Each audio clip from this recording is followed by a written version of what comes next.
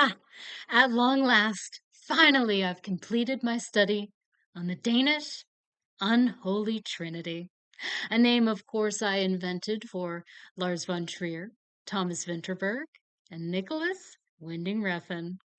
Ah, the ethereal standouts of Scandinavian perversion. Ah, bless them.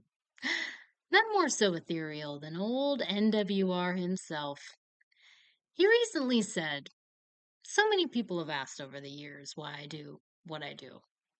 And I can honestly say, I don't know. But I find the act of creativity very interesting. Creativity is the only thing that keeps the soul alive, which I think is the epitome of his body of work. There doesn't need to be a reason for art, just like there doesn't need to be a reason for chocolate or restaurants or knickknacks or hairstyles or pets or makeup or fashion, and I could go on and on and on and on. Life's indulgences don't need justification.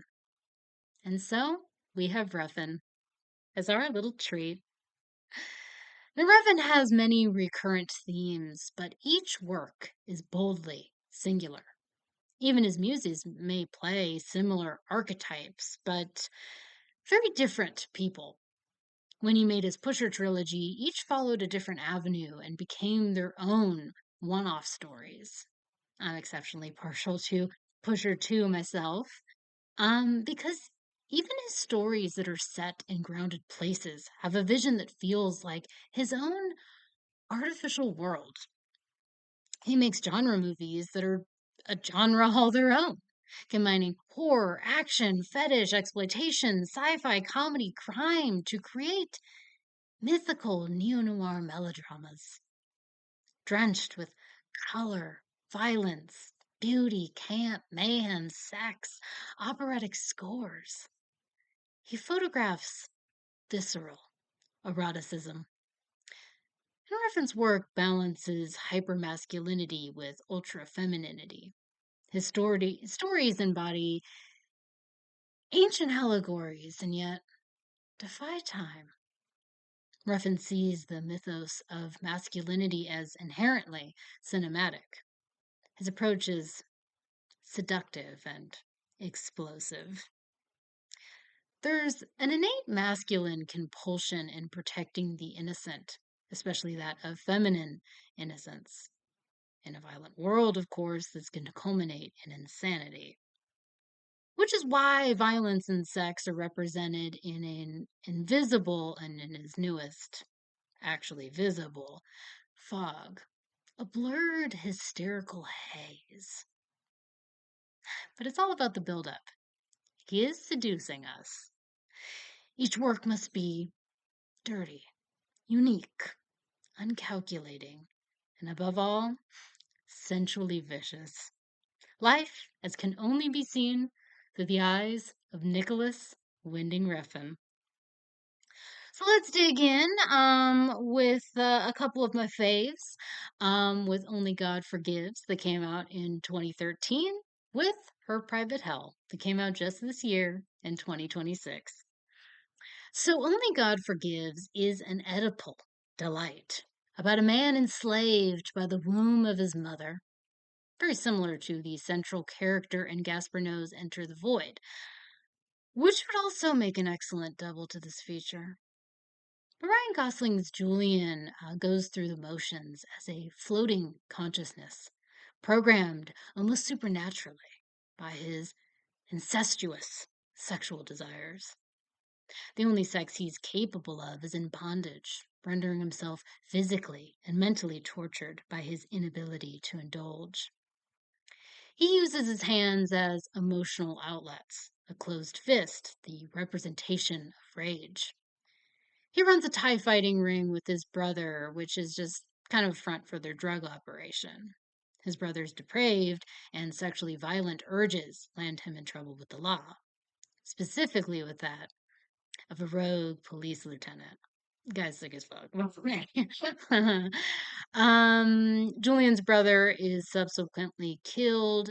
Julian seeks revenge, only to find out his brother does not deserve his vengeance. In comes Julian's mother, queen bitch of the drug operation, emasculating and humiliating Julian for not seeing the job through. She seeks other means to end the lives of those responsible for her prized son's death. This leads to a very exceptional torture scene in a room full of softly and girlishly clad women, made to close their eyes, but still able to hear all the ensuing brutality. Julian does eventually get to enter his mother by the way of carnal rebirth, but never psychically confronts her. His spiritual rebirth comes via the rogue lieutenant's physical retribution. The film bookends with open hands as the ultimate act of submission and acceptance, an offering to cleanse his savage past. Now, before her private hell, Refn felt as if he had come to the end of his creativity. After The Neon Demon and his foray into television series with the very exceptional Too Old to Die Young. And as a special little treat for comic book fans, this was co-written by Ed Brubaker. So just, a little extra push, check that one out. And his very unrestrained Copenhagen Cowboy. Now, these are essential works for anyone who appreciates and loves Refn, or really for anyone who loves anything about life or appreciates anything about anything. Just really do yourself a favor and check these out. As a little treat, after all. But he felt after this like he had made everything he wanted to make and had nothing left to really do. But 10 years after his last film, he came back from the dead, experiencing literal resurrection. He says he's the luckiest person to ever die, and with this new lease on life, asked, "What do I do?" Made what he was born to do, of course. He considers this his year one. Now, her private hell has been divisive as Only God Forgives was divisive. This one does truly separate these charlatan street trash from the real ones. But this, of course, is not Refn's concern. He welcomes the jeers along with the cheers. Now, I remember him interviewing Park Chan-wook back in 2023 for Old Boy's 20th anniversary, and not just for his very necessary fashion choice of very short shorts that highlighted his twink legs. Never forget that. I'll never forget the gasps in the theater when that was revealed that he was wearing those shorts. It's one of the funniest moments of my life. Um, but it also gives us insight into exactly why he is so drawn to this particular work. He loves a good father-daughter dynamic and many different, even devilish variations. As Only God Forgives is Oedipal. This one, full-blown Electra. The film is set in a futuristic sci-fi world with a literal and alluring fog. As it is repeated in the film, it isn't the fog you need to fear, but what the fog brings. Among that fog, the Leatherman. Exactly as BDSM as that sounds, but in an exceptionally chic way. He mogs his way through the film with his diamond gloves, glitter face, and ruby red eyes. Stalking and killing as a way to have his daughter all to himself. The story is told to us by Elle's own father. Elle is an actress, her father a financier storyteller. He beguiles a harem of beautiful ingenues engrossed in Daddy's tale. Elle's father has fucked a distance between them, especially since he married her best friend and former lover. And as the Leatherman prays an American GI, Private K walks the streets of Tokyo to save his lost daughter from the Leatherman's clutches. In his manic frustration, he follows any and all leads, no matter who he has to brass knuckle, slice, and stab to get there. The filth of the Yakuza underworld is captivating. All the sets enchanting. Because instead of shooting on location, he built the world of her private hell on a soundstage, which gives it its very bewitching and extra-worldly feel. Intimately and voyeuristically, we haunt Refn's purgatory, meandering from the afterlife to the dreams of waking life.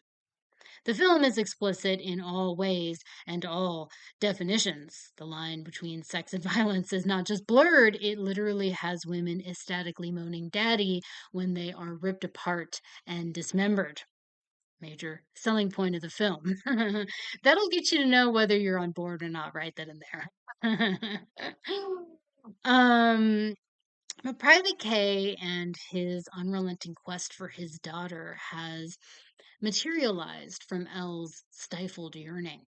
Like all children of detached parents, all we know of them is their pain. In turn, we become the physical manifestations of their self loathing. Their distance becomes a self fulfilling prophecy. They cannot love what they hate about themselves. Elle suppresses with false apathy, but she pines for parental bond.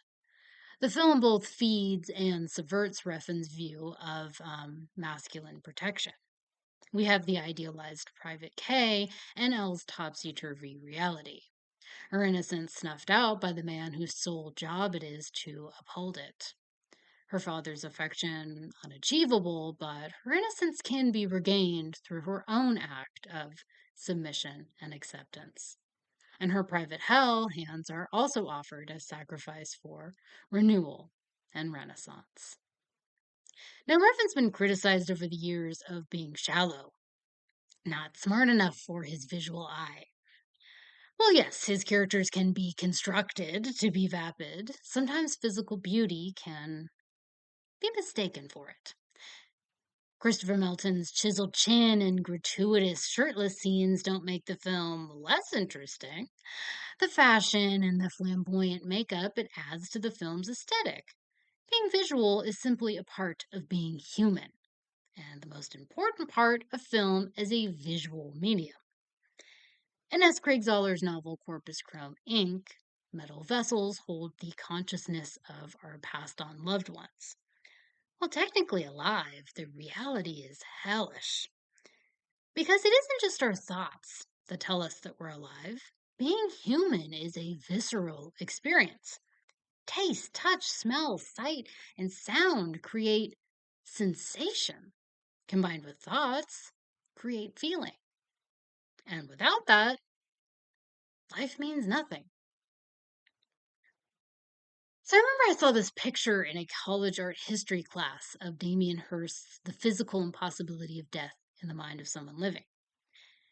Now, the piece is just a dead tiger shark in a tank filled with formaldehyde. That's all it is. But what do I feel when I see it? It's spooky, like a broken animatronic. It's something I don't quite understand. I'm scared of it, yet I have a weird fondness for it. Like, I want to name him. I've already gendered him. And it just makes me think, what must it be like to live and breathe in the open sea? How many things had it encountered that I never will? Now it's here in a building. And how would you explain any of that to a shark? What are a shark's thoughts? Do sharks have ghosts? Can you be haunted by a shark? And maybe you don't think any of those things when you look at it. Maybe to you it's offensive. Dead fish and chemicals. So what? Maybe you don't see the depth in Refn's work because it can only give what you have the ability to give to it. So there you have it, everybody. Welcome to the Church of Nicolas Winding Refn. Go forth and enjoy.